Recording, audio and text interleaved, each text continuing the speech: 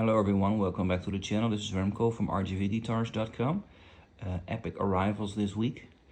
Proud to show you. We're going to start off with this Gibson Les Paul Standard 1959 Collector's Choice number 1, the Gary Moore guitar from 2010. Aged by Tom Murphy. This is not the Kirk Hammett version, which is still being made today. This is the original with the hand-signed certificate by Gary Moore. And not a Murphy lab, but actually Murphy aged. Take a look at the beautiful thin curly flames, like the original Greeny.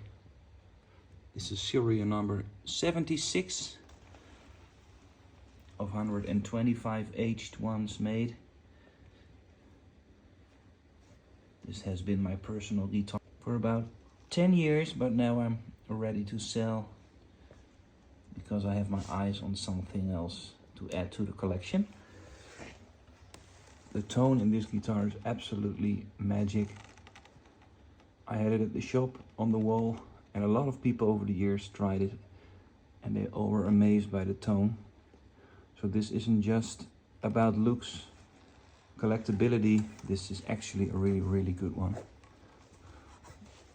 The head crack is a fake, obviously, to match the original. All the heavy aging. Yeah. Been a lovely 10 years, but ready to part now. Okay, here is an arrival which is pretty epic. This is a 1953 Les Paul Standard Gold Top, which was converted to a burst. There was a very thin veneer placed over the top, and it was refinished by Florian Jäger, the German expert. So this pretty cool top is a veneer. I have all the info on my website so you can read the full story. It has OX pickups, but it also has 1959 parts here and there. I will explain everything on the website. The logo was also placed a bit higher to match 59 looks. You can still see the dark original inlays, the dark fretboard. Case is newer, obviously, but if you want 1959 woods, vintage feel, but don't pay 400k, here you go.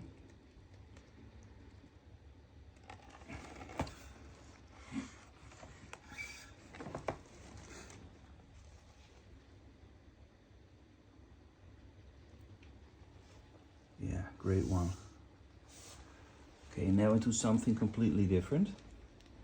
This is a 1987 Ibanez JEM 777 Loch Ness Green, serial number 50 of 777, made and signed by Mr. Vi himself on the back. This one has the collectible palm rest. Only very early JEMs have it.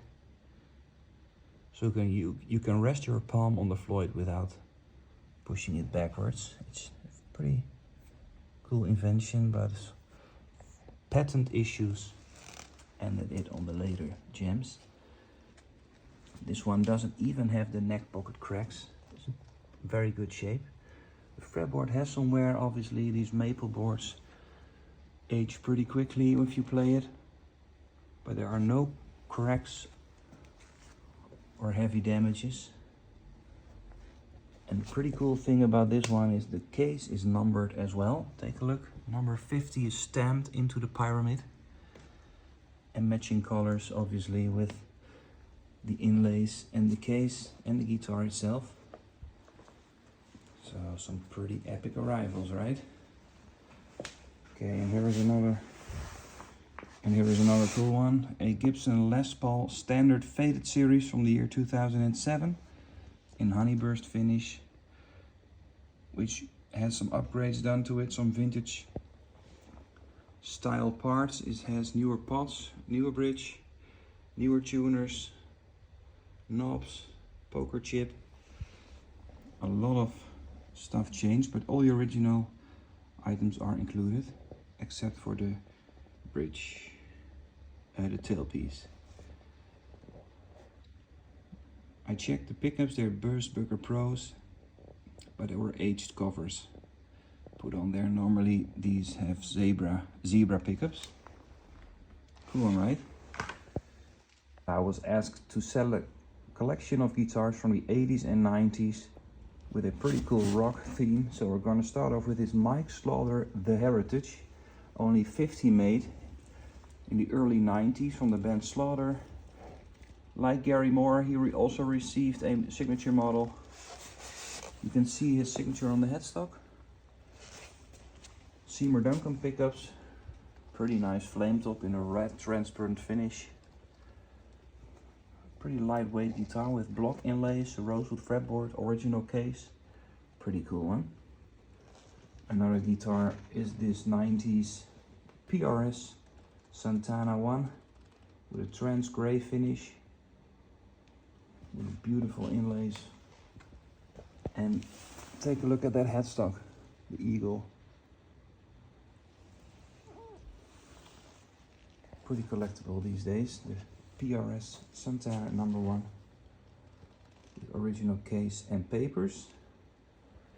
Okay, the next one is from 1987, a Jackson Firecrackle finish with a single Seymour Duncan humbucker and a single Jackson pickup. The back of the headstock is hand signed by Grover Jackson and numbered as well. This is a USA Jackson, high-end stuff. Now let's fast forward to the 90s. This is an Epiphone slash snake pit from 1997 in excellent condition. A limited run. You can see the slash signature there. Now there are a lot of slash models, but this is the earlier one. Black hardware. Okay, now let's do a time warp to the 60s. A Beatles Hofner bass, Paul McCartney, the violin from 1965. With a spruce top, flame maple back and sides, flame maple neck as well with a rosewood fretboard. Nice one. Okay, and this is a special one, a Matthias Japs Bernie from the 80s. In black with white stripes, as you can see. I couldn't find any info on these. I only found them as white bodies with black stripes, but this appears to be a pretty special one. With the cool headstock and the Bernie logo. So if you're into the Scorpions and like rare Matthias Japs items, here you go. Okay, this is a 1981 Dean USA in ivory white with a single pickup by DiMarcio. Some nice finish checking. And a very cool look. Okay, another Bernie. This is a Bernie Explorer, but modeled after the Clapton one with the cutoff, as you can see. The Clapton Explorer by Bernie. These guys really replicated everything, right? But it looks pretty nice.